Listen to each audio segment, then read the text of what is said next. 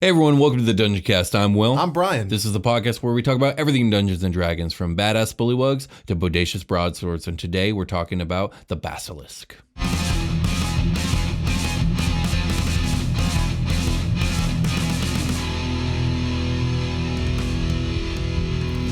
Dungeoncast.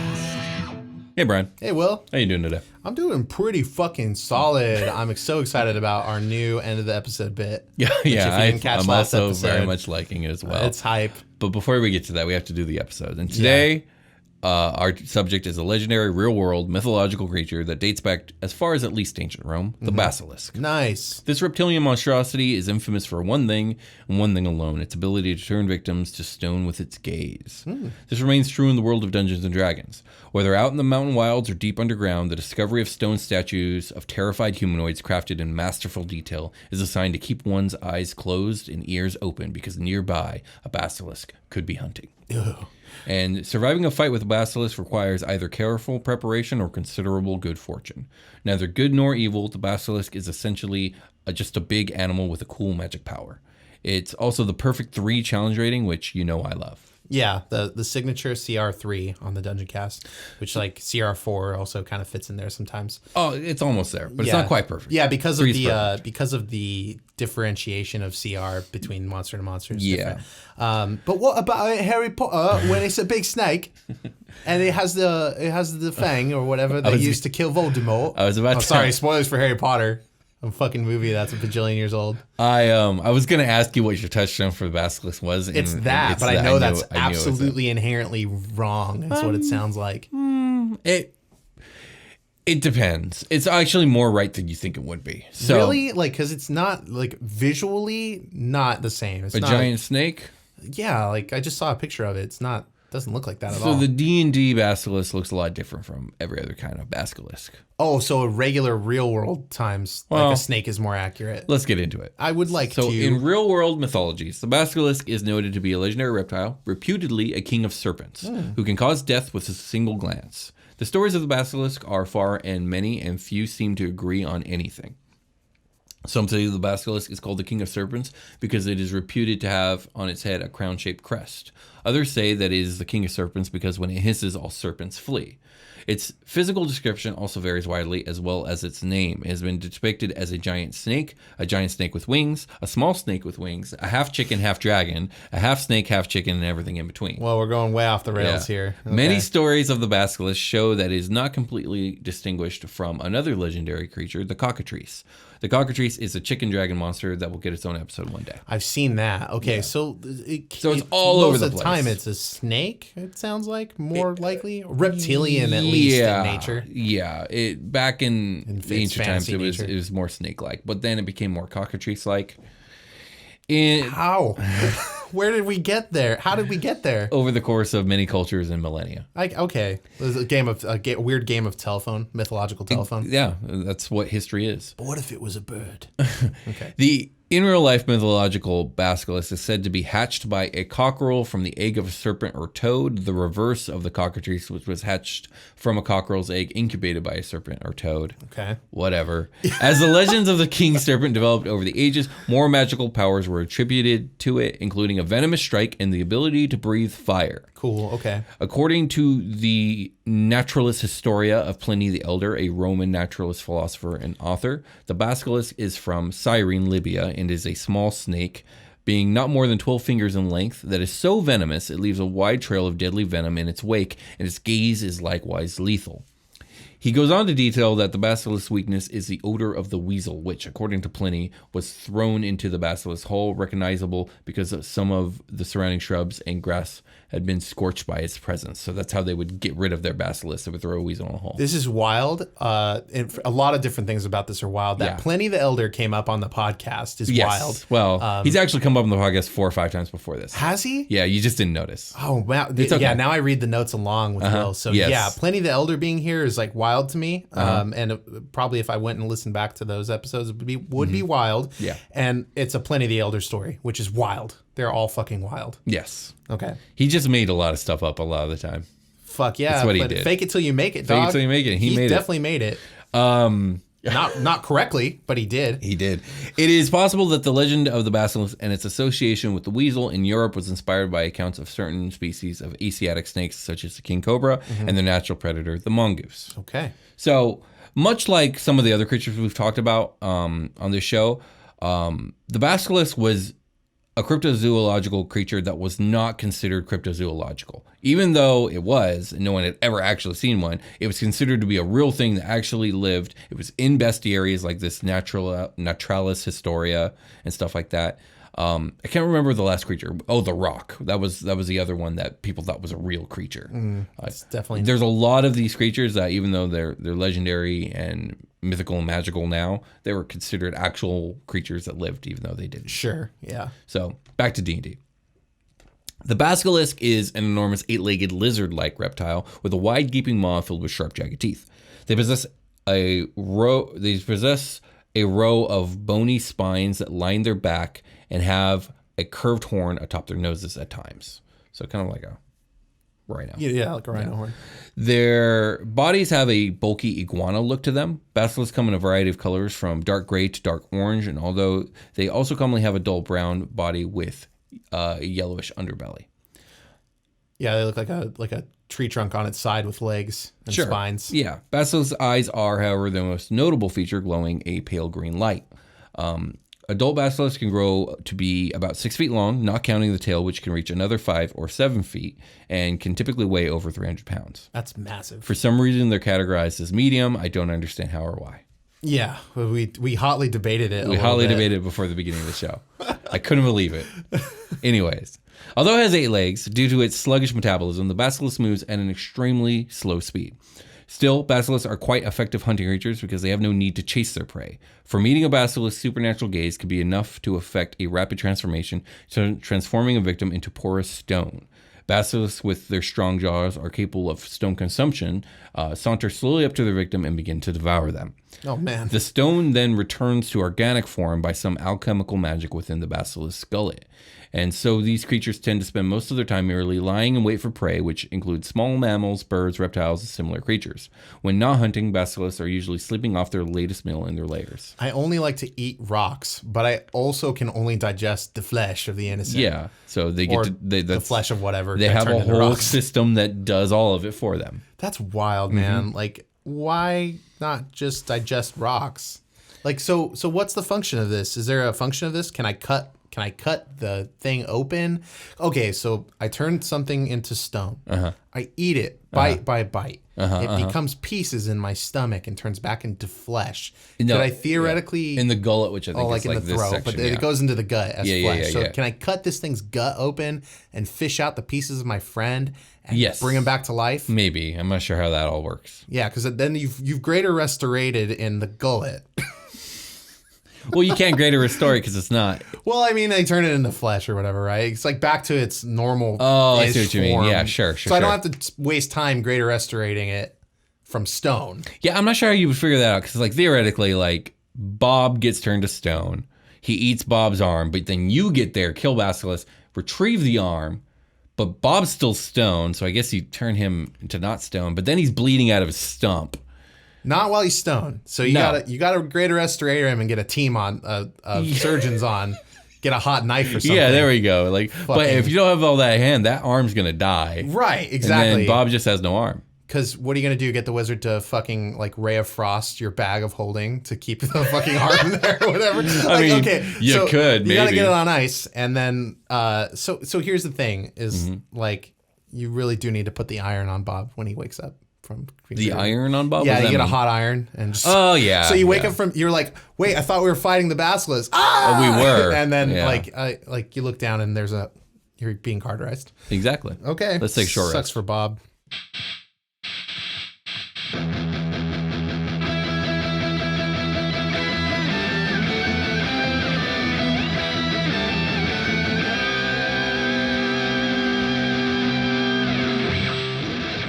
Hey everybody, be sure to check out Super Quest Saga, a future fantasy 5th edition D&D actual play podcast homebrewed and dungeon mastered by yours truly, me, and set in space. And I play in it, along with your special guest Jake and friend of the show, Josh Freeland. You can find it on YouTube, iTunes, or anywhere else you can get your podcasts. Super Quest Saga.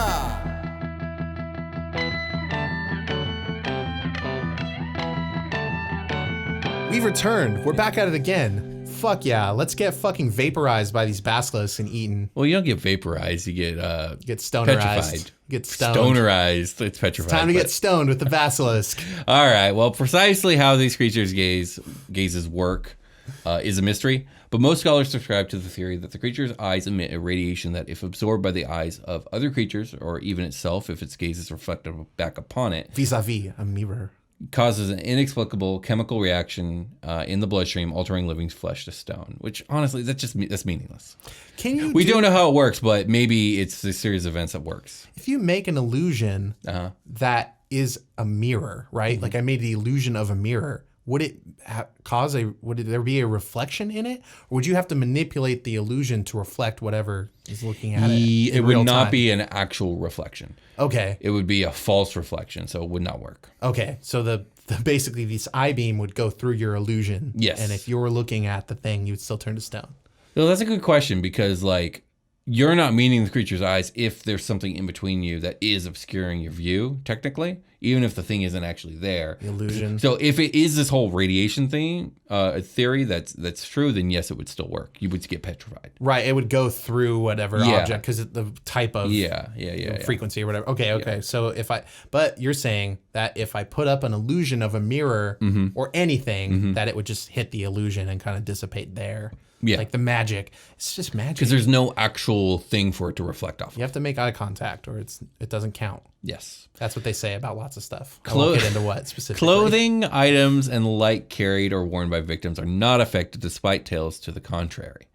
So you turn to stone, but your clothes don't. Yeah, which makes a lot of sense and also makes it very obvious when a statue isn't just a statue. Oh, yeah, you know totally. I mean? So if you're, this thing's going to eat the evidence that it turned anybody into stone. So basically you would find like scraps of clothes or weapons on the ground. Or even like a stone finger that it dropped out of its mouth or like a head that it didn't decide to consume or whatever, you know what I mean? Yeah. So there's that as well. Oh, man. Basilisks tend to rely on their gaze attack, biting only when opponents come within reach. Due to its slow metabolism, it does not expend energy unnecessarily, and intruders who flee a basilisk rather than fight can expect at best only a half-hearted pursuit. They just don't got it in them.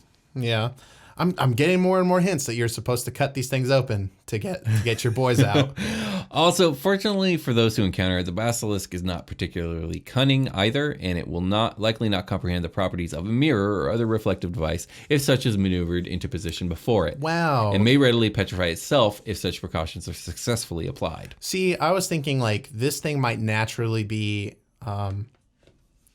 adverse to like drinking with its eyes open in case it sees its own reflection in a lake or a river. Agree with what you're saying. Like, and also there's something I'm going to say later that kind of, I feel like it contradicts what I just said. Yeah, like this thing's not going to just walk around. This thing doesn't live this long or as long as I'm assuming it lives. So later on in the notes, not too far now, I'm going to talk about how basilisks naturally avert their eyes from other basilisks. Which, if it saw a reflection of itself and it doesn't recognize it as a reflection, it's going to recognize that that's another basilisk and it's going to avert its eyes. Yeah. So that kind of, it's contradicting. But welcome to what I do, which is parse through all the contradicting bullshit and try and put as little contradicting stuff in here as I can. I definitely think there's room in here to surprise it with a mirror. Like, it might not know what a mirror is. But to phrase it in such a way where it cannot comprehend the properties of a mirror. I mean, it could comprehend the properties of reflective water, I would imagine. Yeah, like if it had time to comprehend the properties of a mirror. Yeah, that suddenly, it looked into, but that's not because it can't comprehend it's what a mirror is. because it got turned to fucking stone when it looked at it. Exactly. Yes, thank you. Okay, anyways. Yeah, I'm with you. So, like other reptilian creatures, basilisks are cold-blooded. They derive much of their energy from the heat of the sun and spend much time sunning themselves on rocks or heights together. I don't know why, but I really have fallen in love with this creature. It's this big fat lazy lizard that just lives out in the woods. Yeah, it's leaving you on red. It's not going to your birthday party or even acknowledging your birthday. It's this big potato out here in the woods. This big cold-blooded potato. Yeah, there we go. They will also often creep up to campfires at night for the same reason, because they feel the heat. Ooh. which I also find adorable. But unlike most reptiles, basilisks can tolerate a fairly wide range of temperature and can also store heat efficiently in their coiled digestive organs. Thus, they remain active on warm or mild nights, even in early spring or late autumn.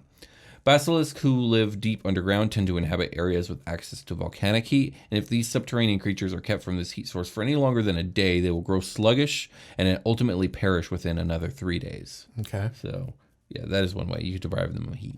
All right.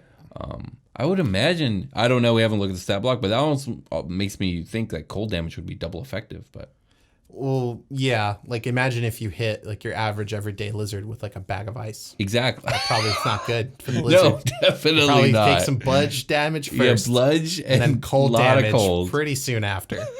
It's horrifying. Put a bag of ice between your lizard and the sun and see what happens. Like their smaller kin among the lizard population, basilisks can regrow lost limbs and tails within 1 to 4 months, provided they have an above average supply of food during this time. See, this is cool that you can like bait them out of their natural habitat to follow heat and food. Yeah. And like, well, let me just drop this basilisk off in your town where I You cast create super bonfire. could. That's horrible. Yes, That's it is terrible. horrible.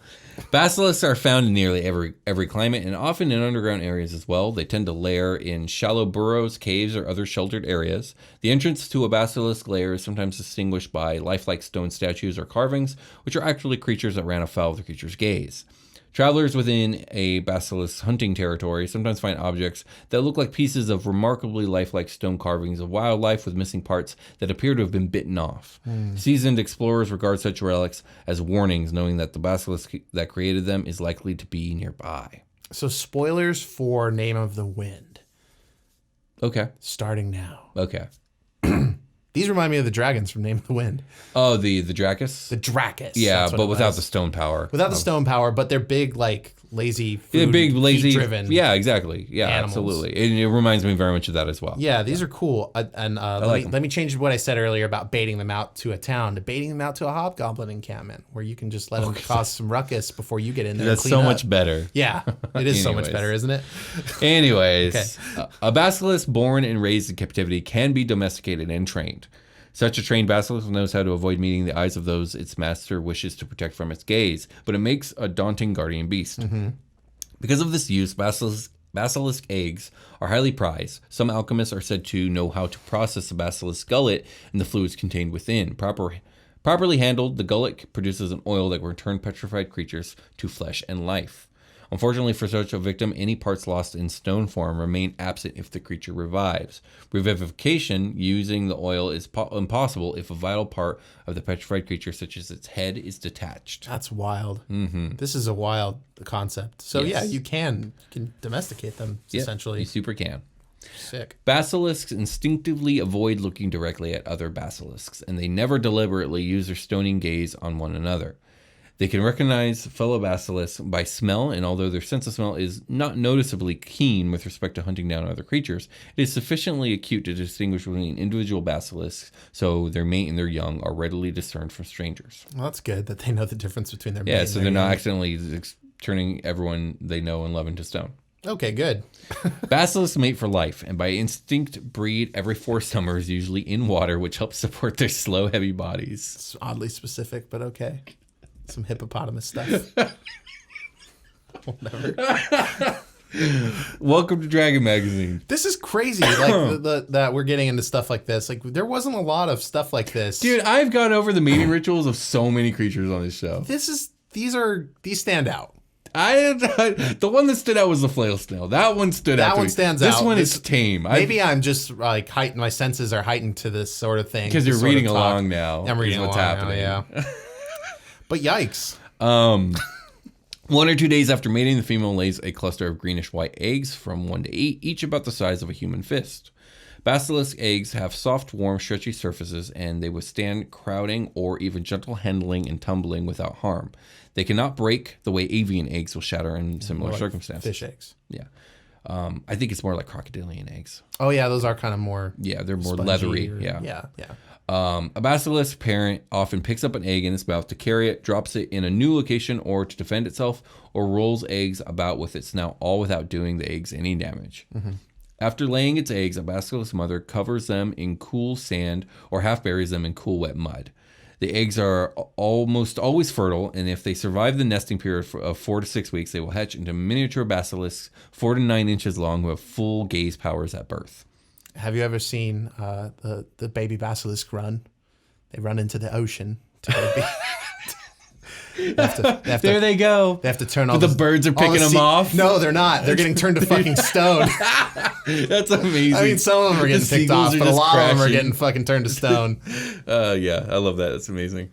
During the nesting period, the parents do not eat, all the while growing more and more irritable and fanatical in the defense of their nest and its surroundings. Man, are we about to get hit up with articles? Oh, thank you, everybody who educated us so much about snails, speaking about the flail snails. I mean, I figured it was lifted straight from the way snails made it. I just didn't say so because that's cool. I don't look into that stuff. So thanks, guys, for educating everybody in the Discord. That was fucking wild, but awesome. And yeah, very good stuff. So I'm wondering if we're going to get the same sort of treatment about like turtles and crocodiles, right? Probably. Okay. Almost definitely. All right. Hatchlings grow quite rapidly, reaching man size and length from nose to base of tail in 4 to 6 months after they are born. During this growth period, the parents hunt intensively with them and for them. Basilisk young often accompany their parents for up to 3 seasons until they are ready to mate, whereupon they leave their parents and each other to seek out their own mates. I just like how, like, I'm so used to, like, vicious monsters that don't treat their kids very well. Yeah. Like, no, this is like a normal animal. Like, this is just a normal one that happens to turn things to stone. Not even by choice. I think it just happens. Yeah, well, that's how they have to eat, right? Yeah. Like, that's how they eat stuff is they turn it to stone and then go take their time with their snacky snack. Exactly. Okay. Though 5e hasn't explored other types of basilisks, previous editions have more than a few variants. There is the Greater Basilisk, which is simply a larger cousin of the more common reptilian horror, the Ordinary Basilisk. This is the same, just bigger with higher damage, saves, AC, etc. That's basically the conversation they had on the storyboarding room for Dungeons & Dragons. Like, it's a basilisk, but bigger. Yeah, exactly. Just bigger. Yeah? We like that here. Indeed. Okay. There is the creature known as the Dracolisk. Sages say that the Dracolisk is the offspring of a black dragon and a basilisk of the largest size. The result is a deep brown dragon-like monster that moves with relative quickness on 6 legs. It can fly, but only for short periods, a turn or 2 at most. This horror can attack with its taloned forelegs and deliver vicious bites. In addition, it can spit a stream of acid. There's the storyboard I was referencing earlier. The next like red thread that goes to the next image is like, okay, it's also big, but also a dragon. We like that here, right? Indeed. Okay.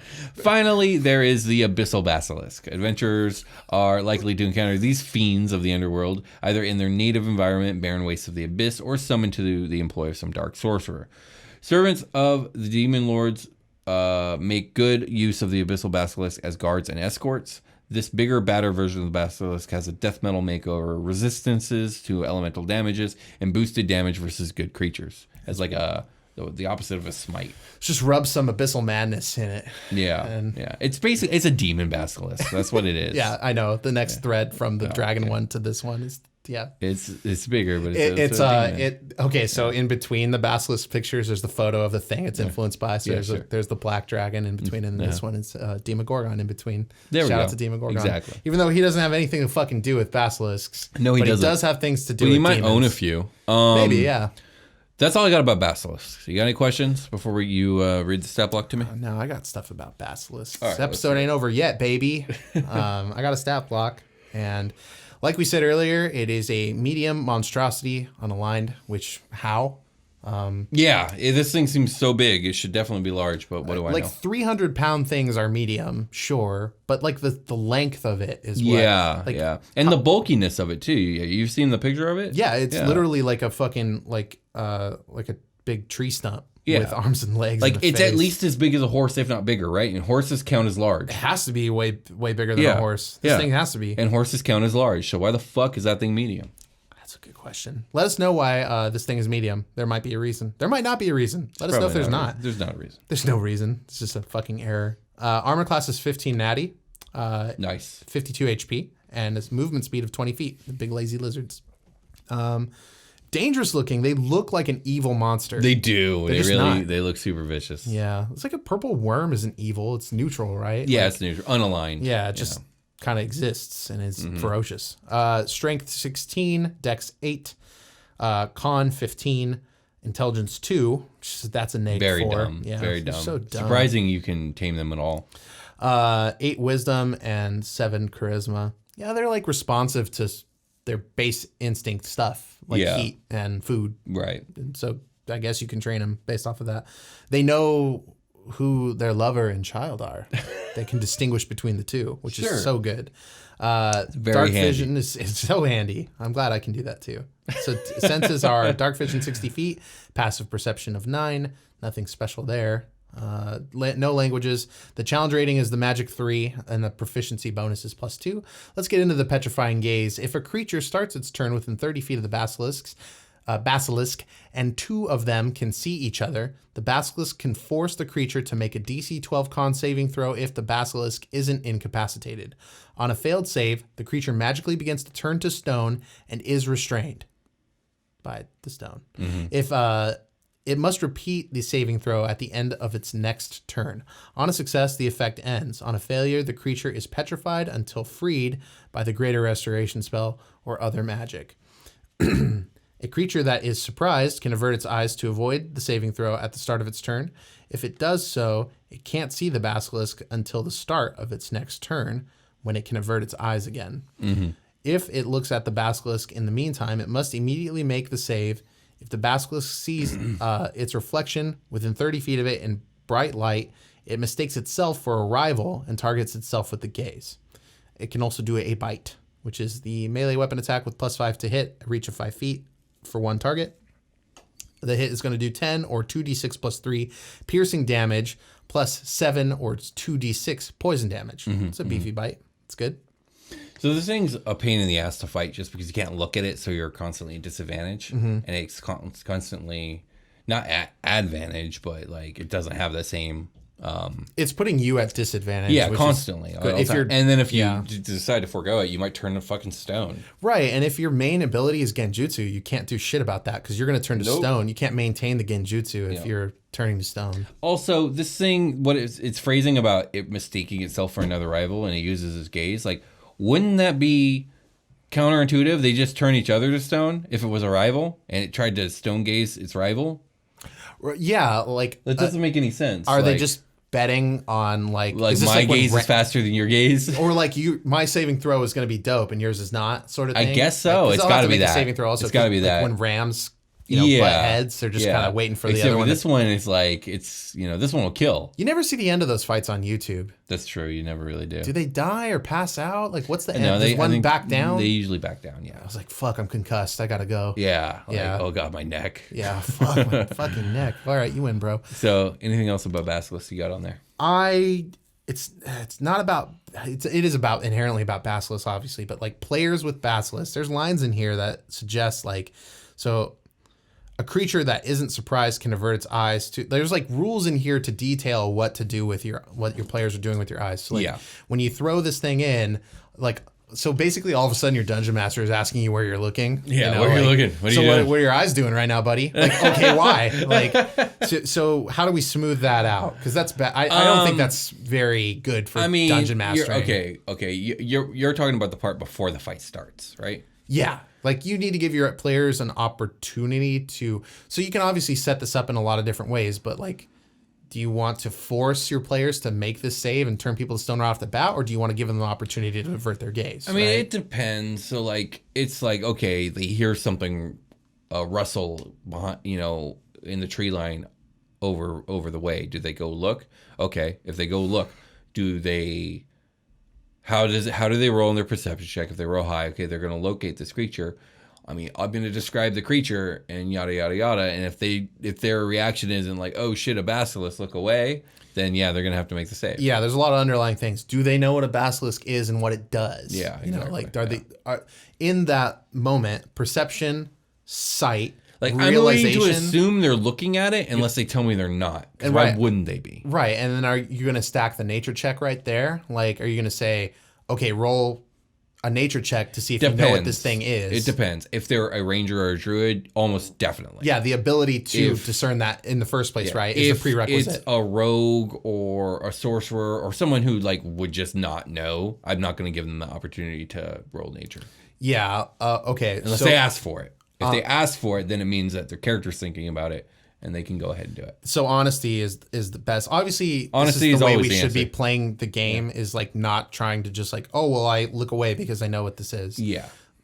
Stay in character and let it play out and trust each other to tell a Exactly. good story. Right. But also, like, there are rules written here for these players that are going to be like, oh no, I was blinking and then just never opened my eyes.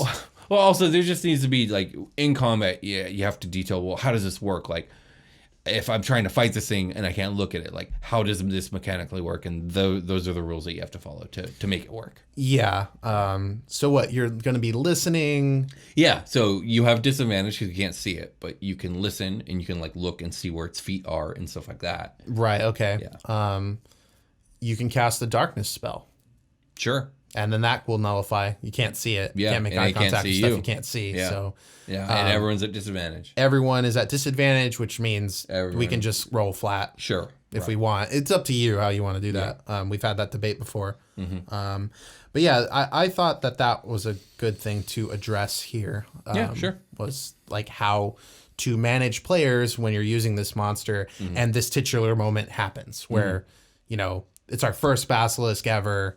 Because there's my player's 40 years old. My character's 40 years old and has been adventuring his whole life. Like, he knows everything. He knows what the Basilisk is. Except for he probably doesn't because he's only level 2. Exactly, Yeah, right? yeah, like there's characters like that Yeah, where I like I've been understand what you're adventuring saying. all my life, Yeah. the level 5 campaign Sure. or whatever. You know, Yeah. like just be honest about it. The combat is set up for you to have this be a risk. So Right, exactly. just trust each other, and like obviously once your character knows the stakes, you're not going to look around. All right, well that's it, all I have. All right, then let's get ready for a long rest. Let's do it. Hey everybody, welcome to the long rest where we are building our beholder. This isn't a beholder episode, so we're going to add an I-beam to the beholder that we will be building over the next several episodes. And physical characteristic, too. And physical characteristics. So let's start with the beam. This creature, the basilisk, only has one power. One power. Yeah, the Petrifying Beam. Oh, it can bite, but like it yeah. And it has dark vision, which isn't an ability, really. No. Now, the regular beholder does already have a Petrifying Beam, but that's okay. This one can have Ours one, too. will have one too, Yeah. but it'll be But this one is a weird radiation that if it bounces back can turn itself into stone. Yes. Don't let this eye stalk turn in to look at its other wait, eye wait. stalks. New power. It's not I-beam related, though. Okay. What if our beholder here has the Basilisk gullet that if it eats something stone, it can turn it into not stone? Okay, so we have an I-beam that turns it to stone, but the physical characteristic can Is be the gullet. There we go. Let there us we see go. what the gullet on this bad beast looks like. Yeah, so it's got like the lizard throat thing going on. Yeah, underneath its jaw. I got ready for the next episode, so I took it off, but let me pull up Basilisk again. Sorry for everybody. You can wait just a second. And what is that gullet? Like a gullet of a turkey is specific looking, right? So I'm thinking, oh yeah, this one's got little spikes underneath its chin. So it's this got, beholder like- underneath the lip line has these little spikies. Yeah, and it can eat the things that petrify. This thing can eat porous stone. Exactly. Our beholder can eat porous stone and Yes. turn you to stone, which it To can eat. then eat. Exactly. Okay, so that's its physical So characteristic. it's got a roar beam with a golden mane, Roar beam, golden mane. petrifying eye with a gullet that can eat stone. With a gullet. We thought about putting the frill with the mane, and we also thought about the But tail. the gullet, I think the gullet works. And a beholder with a tail would be funny, but I like the gullet the best. I'm sure there'll be other tailed creatures as we keep going. The gullet wins. There's an opportunity in the future for a tail. This is a 1-in-1 thing. We don't, these are the rules. All right, so that's 2 down, 8 to go before this beholder is whole. A beholder with a B-E-W. Exactly. H-O. Okay. Is there anything you want to tell the audience about before we call it here? Just check out Patreon if you want to support us. It's like one of the best things you can do. That isn't just telling somebody about the show. Tell people about the Dungeoncast. I think we're going to start getting back on the contest train. Probably. Soon. That's a conversation we should have today. Yeah, soon. So soon, February. Oh, we should do some Valentine's Day shit. Yeah, we'll figure some out. Watch out for some Valentine's Day shit. Some dungeon love. Show the Dungeoncast love. It'll show you love back with like a book or whatever we're going to give away.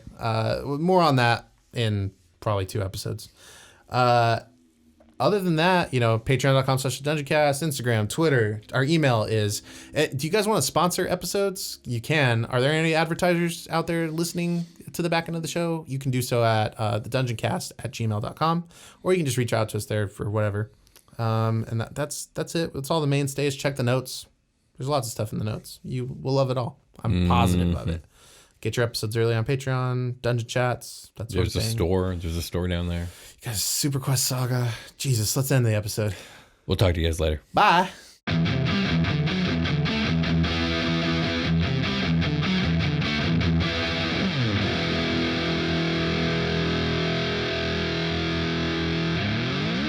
The Dungeoncast.